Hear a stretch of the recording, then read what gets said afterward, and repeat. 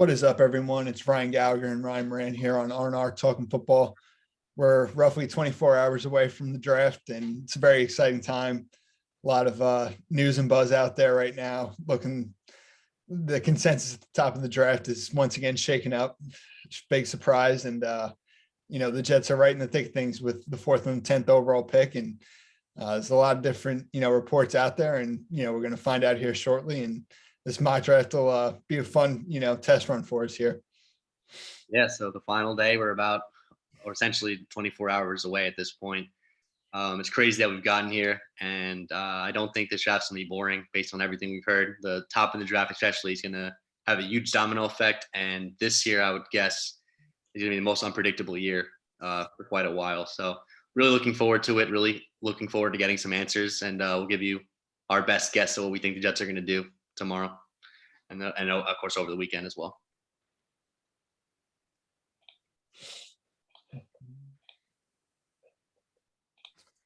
All righty.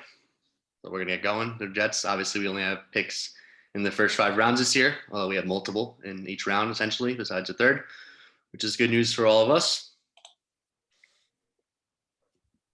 So with that being said, let's kick it off. Obviously, we're just using a simulator here.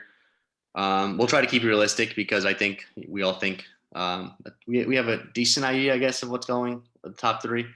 But in this scenario, it would be a dream scenario. Obviously, it played out like this, but that's not going to happen. Let's look at the trade offers. I really think Jets are going to stand pat at 4 no matter what tomorrow. So I think let's just reject it either way. Although this would kind of be intriguing, but it's definitely intriguing. Yeah, if the Giants offer this tomorrow, I'd do it, assuming that they're not coming up for Hutchinson. And this is a huge haul. That's a Malik Willis haul, I think, but he went in this case. But all right, we're going to stand pat, and we'll say it again. We're just using a simulator here, but we're going to predict what we think is going to happen, not what we would do. So I'll let you go first. What are your thoughts? Who are your options at this point?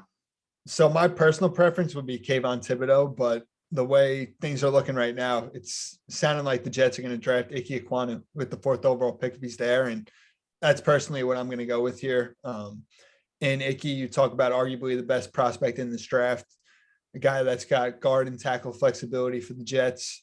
He's a mauling presence in the running game, which the Jets need from their offensive line, and has a ton of upside, as an athlete.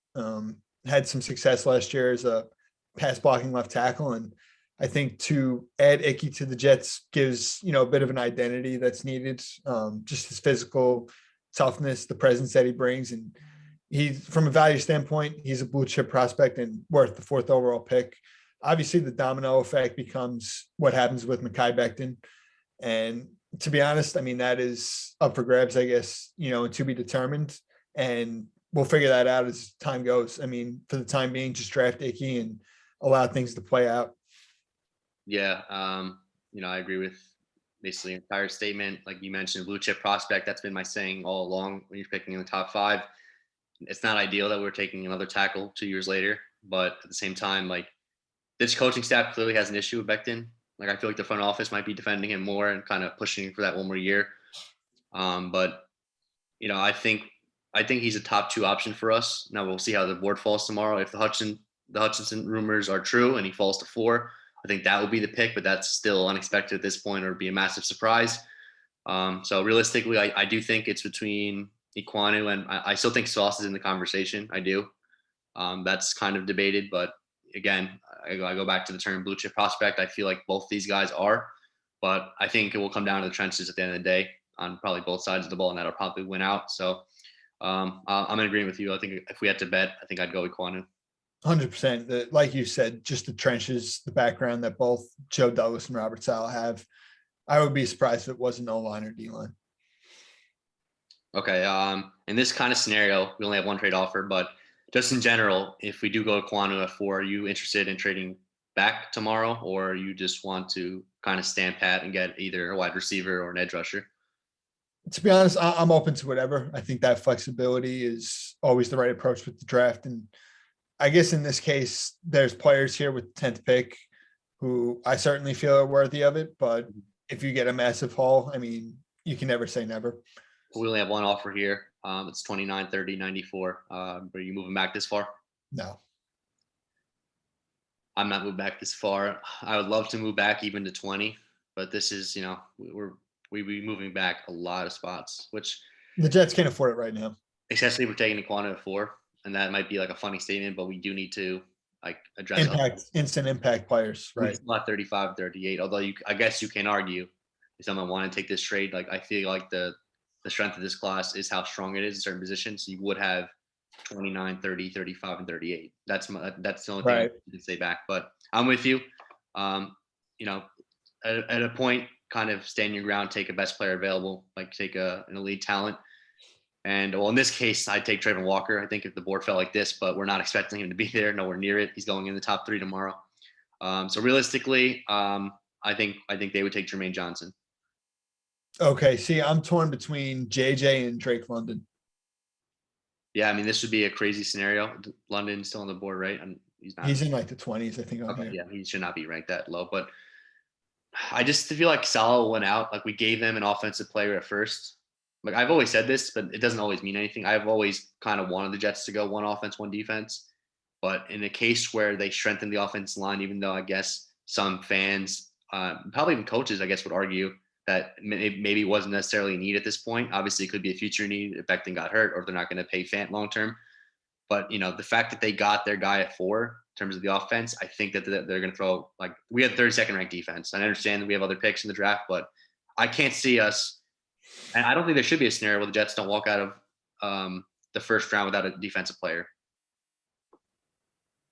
It's interesting. I mean, to me, with Zach Wilson going into a pivotal second season, I think doubling up on offense here, there's really no issue with, in my opinion. JJ's fascinating, though. I mean, there's buzz about him being a top 5 pick. Having him available at 10 is certainly intriguing. The Jets need that edge. You can also trade up for a wide receiver if you like. I don't know where in the draft, but And I do, like that idea. To me, just after Drake London and Jameson Williams, there is a significant drop off. Yeah, I'm with you there too. But I guess you can make the same case for Jermaine Johnson and the edges. I'm not trying to go back and forth here, but what do you think the Jets would do? More importantly, I think it's Jermaine Johnson here. I think they love him even to take him enough at 4 in a certain scenario. And I feel like he made it to 10. Assuming we don't take an edge at 4, I think he's the pick. Yeah, you're right. As much as I would prefer Drake, they probably would go. I'm a big Drake London fan as well. He's some Jet fans don't like him at all, so he's another kind of polarizing player. But I'm with you. I really like Drake London. I would not be upset at that pick, but in a case where they took Kwanu at 4, and I understand everything's about Zach Wilson. I'm all about that mindset, but like we can't expect the defense to get drastically better and not take a defensive player in the first round. That's my only my closing thoughts on that. 100%.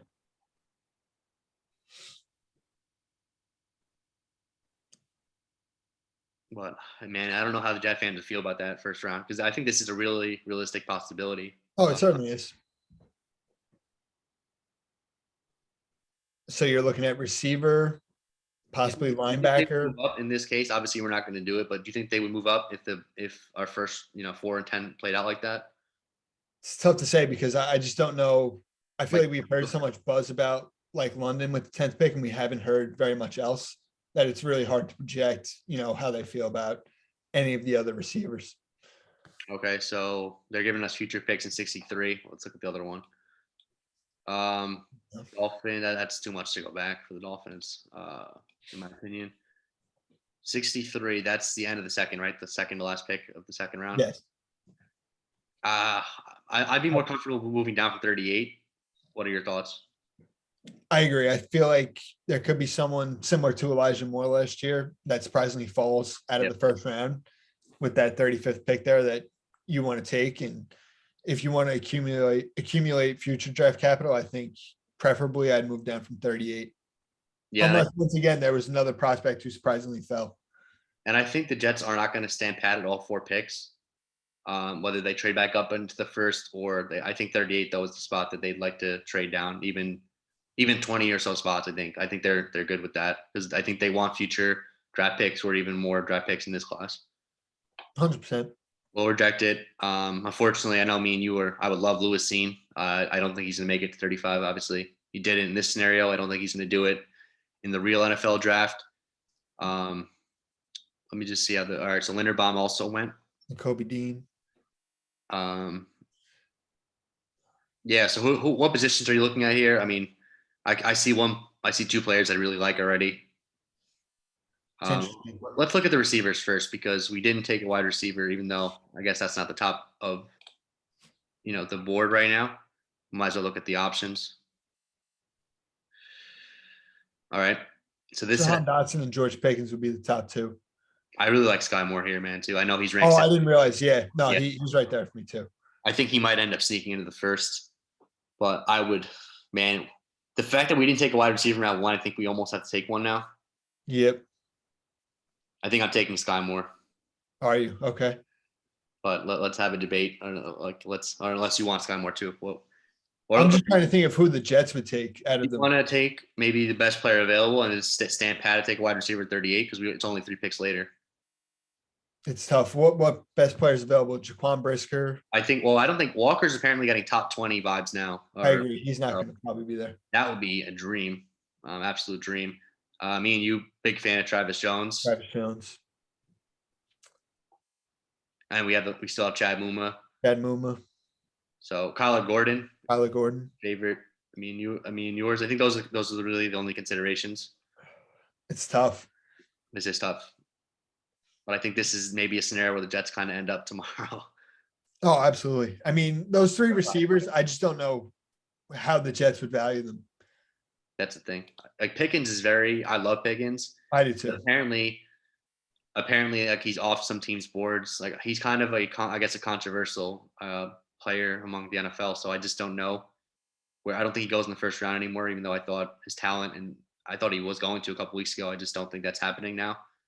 So I don't know if the Jets are one of those teams. Like it seems to me like we're off Kayvon. So like what would make us be on Pickens is my kind of thoughts. Right. They're two different scenarios. I'm just saying like it's interesting. Oh, certainly. To be honest, if I had to just take a guess, I think the Jets would actually go with Dotson. Okay. Run blocking, speed, can play in the slot, reliable hands. Okay. I'll give you one because I guess I got Johnson over you, so I'll give you Dotson, even though I would actually probably go with Pickens, but I think that's the Jets would go with Dotson. Yeah, we're trying to predict what I said. I love Dotson too, but my shout, I'd be happy with Dotson. My shout would still be for Sky Moore, but we'll go Dotson. Yeah, no, I'm a big Sky Moore fan too. I definitely get that.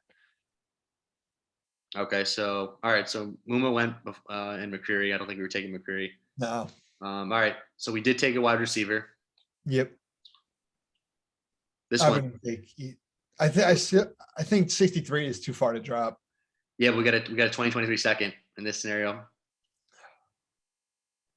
I guess who do we think would be there at 63?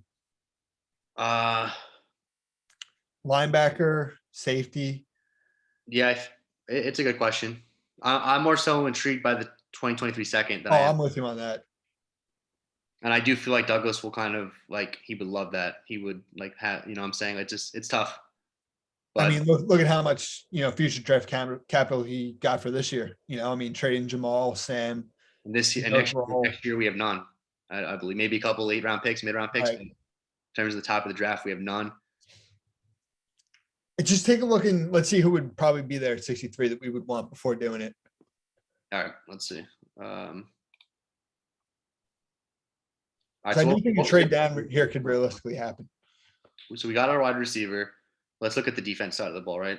I think we got to start with linebacker. There are quality linebackers, I think. There. Some of these will make it. Corner, well, Gordon's clearly not going to make it. So corner, this is really it. Like Gordon. Right, after Kyler Gordon. I got to take him now, or we're not taking anybody yet. I agree. Travis Jones is not going to make it. What about safety? Yeah, let's look at safety. Nick Cross. Yeah, I think Kirby Joseph will be there. I think everybody but Brisker and maybe. I agree. Petrie makes it. I feel like Petrie's like a mix of Michael Carter II and Jordan Whitehead too. So I don't necessarily know that the Jets would target him. Yeah, I agree with you. He's kind of similar to those players, but we did coach him in the Senior Bowl. He was one of the standouts for sure. And we all know all of his versatility. I feel like he wants both safeties to play both roles. And Petrie didn't do it in college a lot. He was mostly just a slot corner and strong safety. But I don't know if I think he can play some D. Maybe not primarily. I just think he can. So, Yep. So I, you want to take the trade down and hope for one of the linebackers there? yeah, let's take the trade down. I think this is what they want to do anyway. And we get 136 as well, so can add to the depth. So they end up taking Brisker.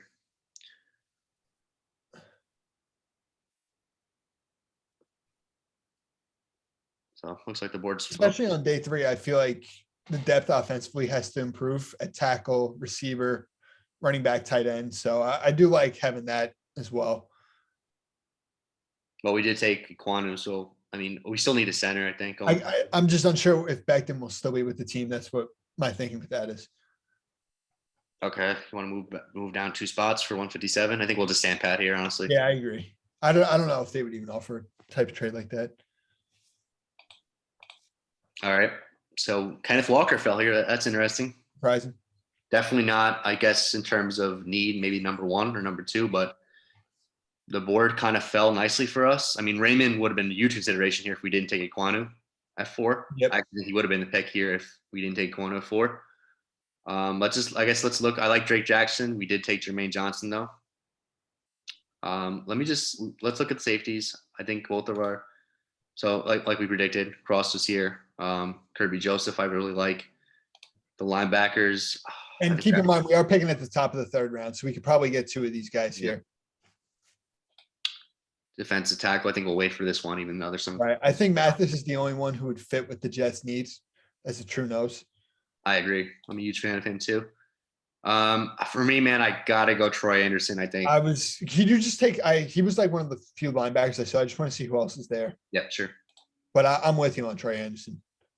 Yeah, Brandon Smith, I think, is much more of a projection. I do like Chanel and Asamoah, but I'm with you on Anderson.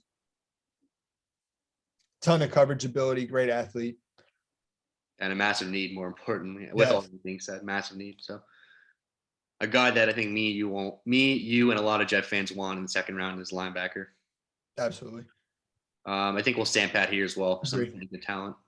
But let's look at the offers real quick. It's intriguing, but this one's intriguing, but it's up to you. You want to stand well, pat? I just want to take a look at what's there before doing it. Okay. I don't think much has happened since. Yeah, so we still got Kenneth Walker. We still got Fedarian Mathis. We still got Nick Cross. Some intriguing options. Yep. But we're not picking till what, 111 after this? Yes. I'm leaning towards Nick Cross. Are you? Okay. I think just the potential. I mean, his RAS was like a 9.9. The guy has a ton of speed, size, can complement Jordan Whitehead. And he does like have some seasoning. So I think having LaMarcus Joyner around in a veteran role to take snaps would be beneficial. I hear you. And I want a safety very badly. And I don't think he's going to make it to 111 in the 4th. Great. But let me just kind of make a case, at least for Kenneth Walker. Okay. Like I said before, it's not necessarily a need. Like it's not the number 1 need, not the number 2 need. But we have accumulated all these picks. And I'm not calling him a blue chip prospect, but a talent like this fell around 3. I think he is the 2nd best running back in the class. I'm with you. At 69, man, it's tough. It's tough to pass on him. Not that like he would make, like we're always talking, I don't think he would make a drastic difference in terms of like helping Zach Wilson. But I think it would make a massive difference in helping Michael Carter and making our offense. Just the offense in general. Yeah. He's got great speed, great contact balance. I mean, him and Michael Carter both for backs built lower to the ground. We have split it up pretty evenly. We went 1 linebacker, went Troy Anderson, we went Jermaine Johnson, right, for defense. And we went Kwanu, and we went Jahan Dotson for offense. So it's tough. I mean, do you think Cross went out at the end? Let's look at the rest of the safeties. Like who are some guys that might make it to round 4? Probably the rest of these guys besides Cross and Joseph, I would think. I mean, I still like JT Woods there. Brian Cook would be a dream. I feel like the true like free safeties are Cross and Joseph. I guess you can make a case you can get a better running back though, and later on. Right. Pretty solid. All right. You know what? I'll concede this one. But if I was making the pick, I think I would take Kenneth Walker. But a safety is a huge need, as you said. We need a free safety, I think, very badly. So I'll go Nick Cross. Okay. Yeah, and I feel like the Jets will probably go running back on day 3 ultimately. It worked out well for them last year, so Absolutely. why not? Played the value game with it. So now we got what, 5 picks here I after the believe so. Yeah. Bengals trade. So you're looking at running back. Maybe double down on receivers. We didn't take one. I was thinking that Yeah. potentially a tight end. And I mean, with Iquanu, what happens with Becton is the next big question. And if you're trading him, all of a sudden now you need depth again at tackle. So I think they would go to the free agency though after the draft for that. For me, okay. it wouldn't make much sense to really double. I mean, I guess it would like long term, but that would be tough to sell. I think one trade offer, moving back 12 spots. 12 spots. I think we'll just stand pat here. I agree. We'll see what's there. But we know Trader Joe, he likes to move up and down the board. So, all right, so we're in round 4 now. Obviously, we see a lot of running backs as best player available. What are you looking for here? We'll look at the board, I guess, first before we make any. I'm trying to think. I feel like defensively we did a pretty good job. I think you want to, in an ideal world, try and round out the depth offensively for Mike LaFleur and Zach Wilson to work with. There's definitely a plethora of running backs. I'd like to see the rest of the tight ends. I mean, I like Kate Otten. I think he's intriguing. Jake Ferguson. Jelani Woods is still there. I like him a lot. I think you could wait one more at least for the next pick for tight end if we wanted to, or Okay. on 5. Let's look at the What's receivers real quick. I'm a big I fan. feel like there's definitely going to be some good ones. Yeah, Shakir, I really Kyle like Phillips. Phillips would be my choice here. I'm with you. Get a true slot receiver. I guess it's funny because we have drafted really small wide receivers. Yeah. Not that I have no preference, but like we're walking out every week with Elijah Moore, Jahan Dotson, and Kyle Phillips. So That's true. but the separation would be ideal. Right. I mean, Phillips is a man-beating slot receiver. Yep. Chain mover on third downs. I mean, that's what the Jets just lost in Jameson Crowder. So, and I like the value there for Phillips at the top of the 4th round. And more importantly, we're picking 8 picks later, so it's not exactly. Not even. Man, I'm looking at. I mean, running back or tight end. Would you think? Yeah, I really like the Georgia and the Georgia guys like James Cooks. I think White's still here. Pierre Strong. Yep, Pierre Strong. Even Brian Robinson Jr. Brian Robinson. He's ranked, I think, a little bit too low. I agree. Way too low. There's a ton of good running backs. No surprise. I feel like there always are. Dameon Pierce, I think, is going to go in round 3. Yeah, realistically, he probably will be gone by this point. I almost don't want to consider him, even though. Right. All right. What are you thinking? What are your thoughts? Want to look at the tight end one more time? Yeah, because I like Woods. I like Kohler. Jets might be thinking though. It took one in round 4 last year in terms of running back. They might want to do it again. Yeah, no, I think it's either running back or tight end here. The running backs, I mean, there's a ton of good options. I don't think you can go wrong, whether it's James Cook, Brian Robinson, Kyron Williams, Pierre Strong, Zamir White. To me, I think it's the top back still, right, in terms of a power back, I think. Right. And I would think it'd probably be Robinson or White in that scenario. Yeah, I really like White. I think I'm going to go. I mean, I'm all for that. Look, it's hard to pass though, because like the potential, like the pass, he's already a pass catcher. But I guess he's not really he's not really that similar to Carter. I know they're both smaller, but like I don't think he offers as much as a runner. That's the thing, yeah. But yeah, let's go White. Yeah, I'm with that. I think if White doesn't have those like 2 ACL injuries in college, right. He's a day 2 back. So he fits the character mold that the Jets look for too. So, I mean, we're not going to take him now, but one wide receiver I'm really hoping for in terms of the real draft is if we don't double down this early is Bo Melton. I think me and you are big fans of him. I just wanted to mention him on here because he fits everything Douglas looks for in terms of a high RAS score, a team captain. And he went to a local school in Rutgers. So great speed. We didn't take a defense tackle. That kind of reminded me of Garrett. John Ridgeway, you think we'd go him? It's interesting. I think any of those 3 options and even Neil Farrell, I think kind of fit. Thomas Booker's intriguing as well. It's interesting. I think if you're looking for a true nose tackle, and I like Charlie Kohler a ton too at this point. Yeah, me too. Cole True Turner. red zone presence. Yeah, you know what? I think let's say Kohler. I agree. I think we have another pick in round 5 anyway with the trade. Yes, I think we got 2. Oh, that was round 4. My bad. I thought that was. Oh, so we had 3 picks in round 4, right? In this scenario. Yeah, from the Bengals trade, we got that. Yeah.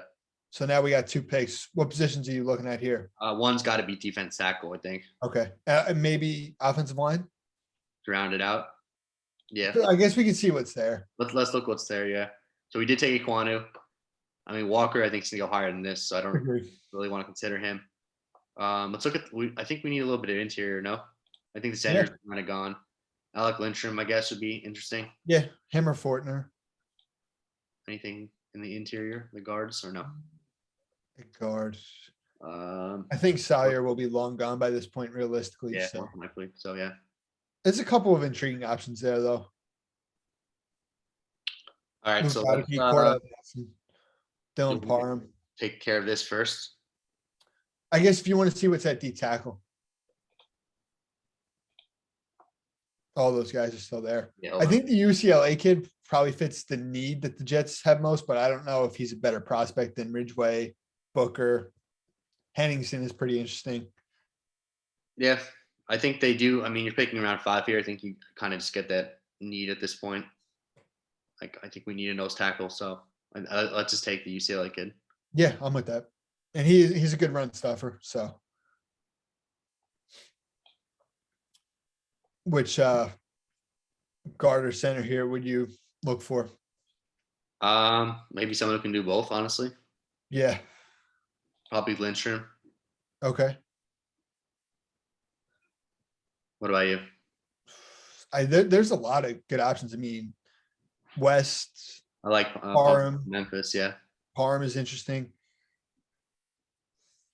West. Yeah, West is really good. A ton of versatility he provides. And I like the top 2 centers as well. So I don't really think you can go wrong. I'll give you final call. I like all the players you mentioned. So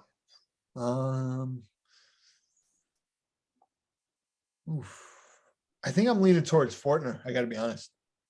What about you? You prefer Lindstrom? Yeah, but I'm not really like I'm not gonna stand my ground on this one. It's at this point, like I'm just happy to take depth. So we'll go I for guess it. you can go with Fortner. Are you happy with how the draft is? And is that it for us, or do you have one more? Yeah, I think we probably made 10 picks with that trade down. We got an extra one. So I don't end up thinking we're going to take 10 picks in this draft class. okay. You think we trade up at some point? Yeah, I think we're going to end up with like 7 out of the 9 possible picks. I like the whole. Yeah, I mean, it's funny because we did it. Getting the second was big for me. That was definitely nice. had something. It's funny enough. I mean, I know we did it together. I still give it probably like a B+. I don't love it. Okay. I don't know if people really love their draft class in general every year. You know what I'm saying? Like, obviously you do mock drafts and a bunch of mock drafts, but not we try to keep it realistic as well. So like I don't know. Like I still like I don't know if I love the first round, more importantly. And for me, you mentioned that we just kind of predicted what we think is going to happen in terms of what we would do. But I really can't complain because, you know, even though it's not the way I would go in certain spots, like I think the roster got a lot better. And I'm with that. Not only that, you added a second for next year, which is crucial because if we don't get a Deebo Samuel, which it looks like at this point we're kind of running out of time, like this, having those additional picks next year, right? Well, you kind of build your foundation this year in terms of getting to that 7-8 win, hopefully more stretch. You're kind of a fringe playoff team. That's when you get aggressive, right? You find out Zach's the guy. You kind of have a core now. You're looking at your roster instead of like 2 or 3 guys. You move that to 7, 8, hopefully some other, you know, key depth players. And then you kind of strike like all these teams did when, you know, year 3 for Josh Allen. And I mean, listen, I'm not going to complain. I would love to jump started early, get it year 2 for Zach Wilson, but we've kind of seen a formula work for other teams around the league. And having additional picks, that's why it's kind of tough. That's why everyone mocks Deebo, I think, as well, just a general point, because we have all these picks this year. And really going back next year and going forward right now, we don't have any additional picks. So it just we have what we have, and then a couple, you know, late rounders. 100%. And to follow up on your point about the first round, I think you and I are in agreement on wanting Kayvon Thibodeau and Drake London. And I would be pumped if they ended up going with that. It just feels like Icky at 4 right now is going to be the pick. Yeah, I'm going back and forth with Kayvon. I really am, and I don't want to like maybe it is me just kind of overthinking it, and like we're hearing all this stuff. I definitely like Kayvon the player. Like I'd be comfortable taking him. We just kind of don't know the entire picture, and I don't think he is like. To me, he's not a prospect, even though I do like him a lot. Like he's not a Khalil Mack. I think that applies to anyone in this draft class. So I'm not exactly as down as I would be, I guess, in other classes if we pass on a player like this. Because at the same time though, and I'll make this point, I don't want to trust the Jets just because they're our team. Like I know a lot of fans will do that in terms of whatever we do, they'll end up talking themselves into it. But we have some red flags here in terms of besides even Kayvon. Real quick, just a general point. We'll bring it back to I guess Becton because that's going to be the talk if we take Ekwonu at 4. The Jets coaching staff, I understand they got a brand new training staff as well, right? We have kind of the best apparently. We have really high paid people at their position related to like the Olympics with trainers and still last year we ended up with the most injuries in the league, and some of it's bad luck, of course. We can't exactly know exactly what happened with every single player, but over the years we've had issues with different regimes, different coaching staff with players and injuries. Like this goes back to not like I don't want to keep bringing up the past, but like Quincy Enunwa, it's not just Becton. That's the main point here. I understand it. I don't want to keep like going back and forth with Becton. It's been the talk about.